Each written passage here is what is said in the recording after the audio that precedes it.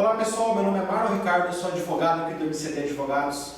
Hoje eu vou conversar com vocês sobre um tema que está na mídia, chama-se julgamento no mensalão. O título do vídeo é um pouco agressivo, mas ele retrata exatamente a minha opinião a respeito desse julgamento.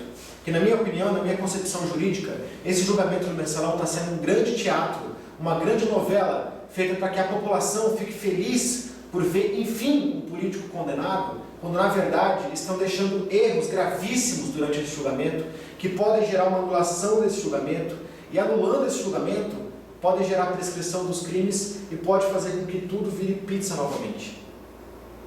O primeiro grande erro que eu tenho notado, eu já fiz um vídeo sobre isso, é a participação do ministro Dias Toffoli no julgamento.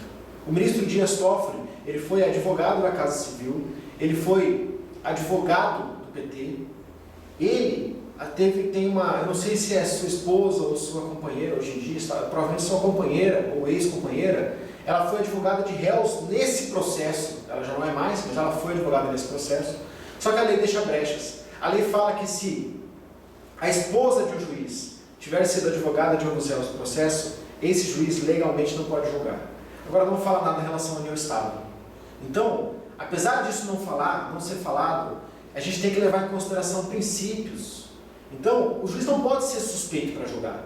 Ele não pode ter sido contaminado por qualquer parte no processo para efetuar um julgamento imparcial. A imparcialidade é necessária e é absoluta.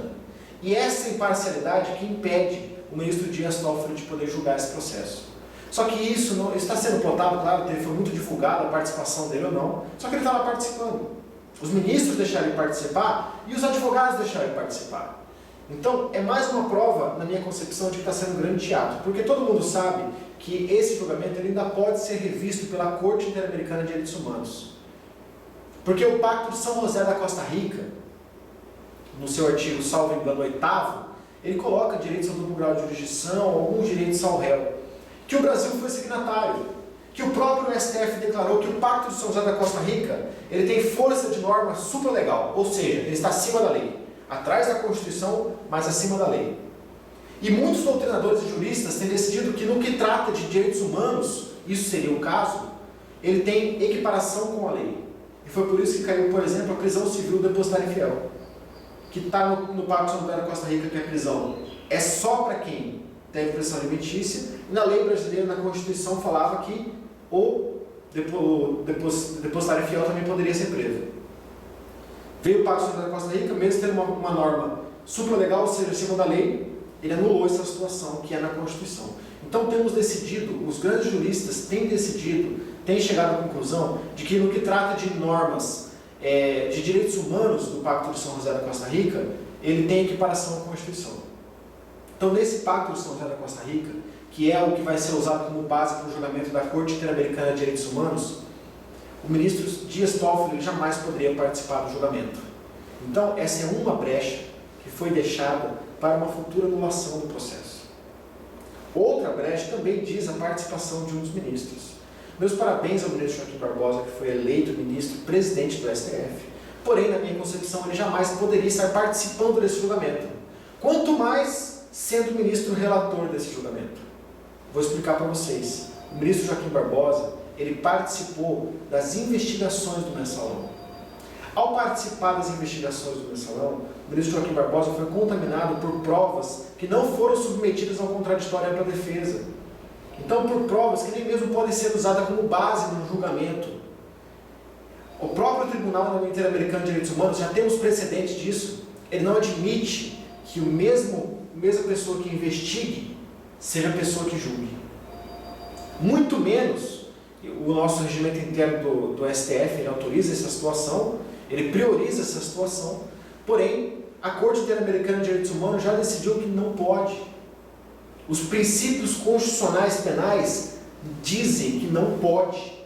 Então, o juiz ele tem que ser completamente imparcial, ele não pode estar contaminado por nenhuma das partes.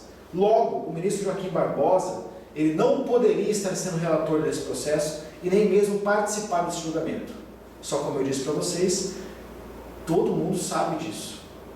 Todos os juristas com os quais eu estudei, e a maioria dos ministros do STF, os grandes advogados que estão defendendo o mensalão, eles têm por obrigação saber disso. Só que isso não foi levantado até o presente momento. Isso que me preocupa. Porque se tivesse sido levantado, tivesse sido negado, eu não julgaria que seria um teatro, e sim um erro. Agora, a partir do momento que isso não foi nem mesmo levantado, isso faz-me presumir que isso está sendo guardado para um momento oportuno. E o momento oportuno vai ser após o julgamento, onde toda a população brasileira vai estar feliz da vida, porque eles foram condenados, só que na verdade, dali a algum tempo, esse processo vai ser anulado, ninguém vai nem ficar sabendo, a maioria dos crimes vão prescrever e ninguém vai preso. Eles já não vão presos, provavelmente, porque os crimes têm penas pequenas. Então, vai gerar uma condenação? Pode até gerar uma condenação, mas eles não vão ser presos, não vão ficar na cadeia por causa disso. Eles vão ter penas, mas não necessariamente vão cumprir essas penas a regime fechado. Outra grande questão é o abandono do julgamento por um dos ministros. Teatral também é a participação dos advogados com sustentação oral num julgamento como esse. Porque estamos falando de um processo com milhares e milhares e milhares, dezenas de milhares de páginas. Então não vai ser a fala do advogado que vai alterar o pensamento de um ministro que já chegou no julgamento com um voto de mais de 1000 páginas. Então não vai ser aquele advogado de defesa falando que vai alterar aquele voto de 1000 páginas que já chegou pronto. No meu entender, o advogado tinha que falar antes daquele voto ser feito. Mas infelizmente, hoje, no sistema prático que nós temos jurídico, ainda existe essa situação teatral da sustentação oral. Em casos como esse, não serve para nada. Eu não vou dizer que às vezes ela não funcione, mas em casos como esse, ela não serve para nada. Mas ainda assim, não muda o fato de ser um teatro, e nesse teatro tem um roteiro que tem que ser seguido. E dentro desse roteiro, nenhum dos ministros pode se retirar do julgamento enquanto um advogado está falando. Nenhum ministro pode privar aquele réu de ouvir a sua defesa. E isso aconteceu no julgamento do mensalão. Nós tivemos um dia em que a ministra saiu do julgamento, no meio do julgamento, enquanto os advogados estavam falando, e foi para outro julgamento que ela tinha, não lembro exatamente o que foi. Mas o que importa é que ela saiu do julgamento. Mesmo falando que ela iria ver aquele advogado falando depois, isso não muda o fato de que foi privada a ampla defesa daquele réu. Então isso pode gerar também uma anulação desse julgamento futuramente. Já são 3. Participação do Dias Toffoli, participação do ministro Joaquim Barbosa e abandono do julgamento por um dos ministros. Ainda temos mais um, a contradição dos votos. Se você olha para a leitura dos votos, você percebe que muitos ministros falam, pode até ser que não tenha ocorrido no mensalão. Pode até ser que esse réu não tenha participado. Pode até ser que esse réu seja inocente. A partir do momento que o ministro ele fala isso no julgamento processual, ele está obrigado pelo princípio em dubro pro réu, onde o réu só pode ser considerado culpado com trânsito julgado de condenação, onde na dúvida se deve absolver o réu. A partir do momento que ele fala que talvez não tenha acontecido, talvez aquele réu não tenha participado, a partir do momento que ele disse isso, ele teria a obrigação de absolver aquele réu. Porque ele já demonstrou que ele tem dúvidas a respeito da culpabilidade do réu. E se ele tem dúvidas a respeito da culpabilidade, ele tem a obrigação de absolver. Porque no nosso ordenamento jurídico brasileiro, certo ou errado, nós temos uma coisa que é o indulto pro réu. O indulto pro réu foi conquistado em décadas, séculos. Demorou muito tempo para ser conquistado, para evitar que inocentes vão para a cadeia. Então, no pensamento jurídico brasileiro, é melhor que vários culpados sejam inocentados do que o inocente seja considerado culpado. E esse princípio constitucional, com força, com o poder da Constituição que deveria ser defendida pelo STF, está sendo deixado de lado nesse julgamento. Porque quando o ministro ele fala que ele tem dúvidas a respeito, ele tem a obrigação de absolver. E eles falam que tem dúvidas e colocam aquele réu como culpado. Isso, na minha opinião, está sendo proposital. Só se coloca isso no julgamento porque sabe que pode usar isso para absolver o réu futuramente. Outra questão, a principal e um pouco mais técnica, para quem não entende nada de direito, todas as pessoas têm direito a serem julgadas por pelo menos 2 juízes. Elas têm direito a ter um processo julgado e esse processo revisto por outro juiz, ou por desembargadores, ou por uma turma. Isso chama-se duplo grau de jurisdição.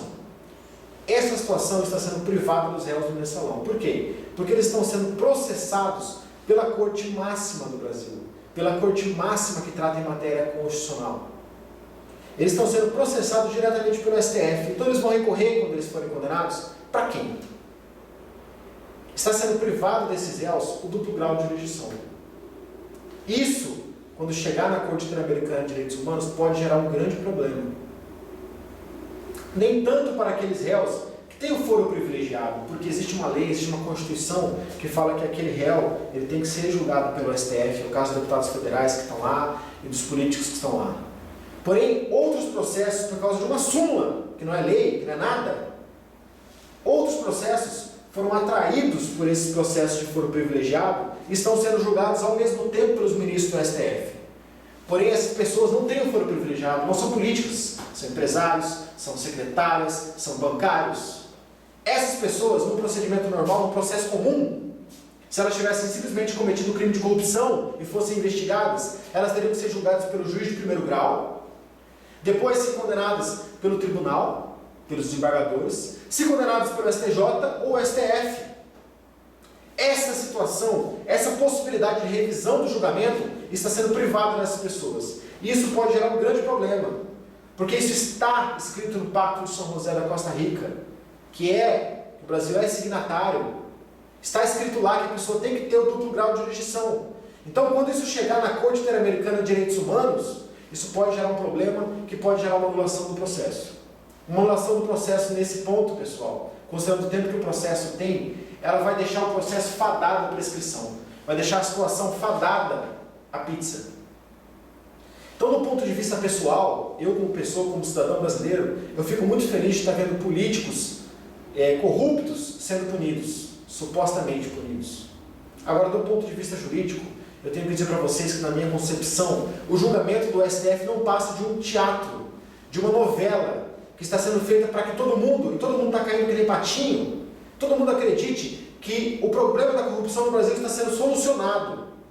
Para que todo mundo acredite que existem políticos que vão ser punidos pela corrupção. E que isso fará com que outros políticos pensem duas vezes antes de se tornarem corruptos, porque sabem que poderão ser julgados.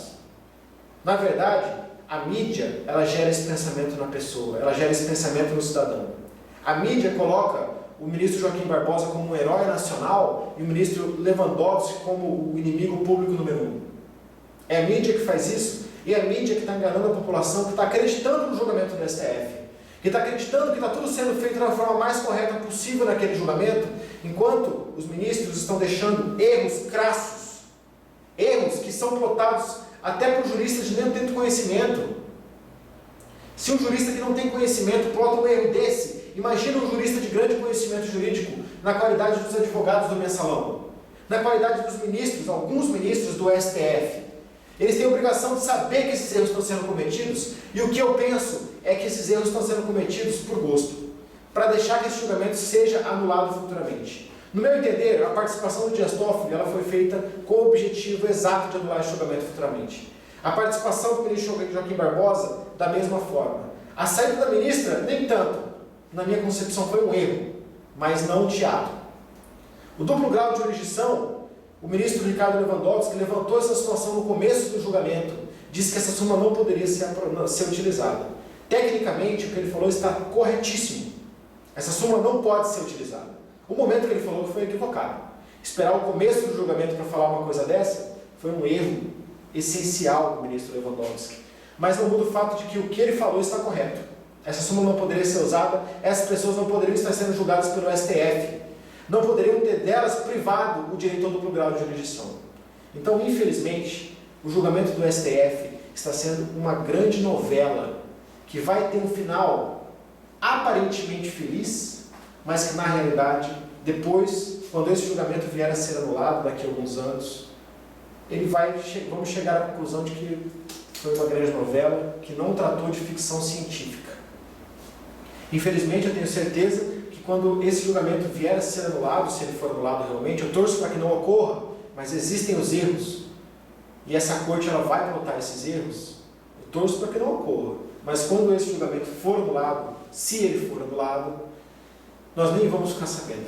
A mídia não vai dar a importância para essa anulação como ela está dando importância para a condenação. Isso é uma manipulação midiática que nós temos visto inúmeras vezes, em inúmeros processos judiciais no Brasil, e que está sendo uma tendência nacional. mas que está enganando a população brasileira, está fazendo com que o brasileiro acredite que está havendo uma mudança, quando na verdade não passa de um teatrinho e essa mudança não está acontecendo.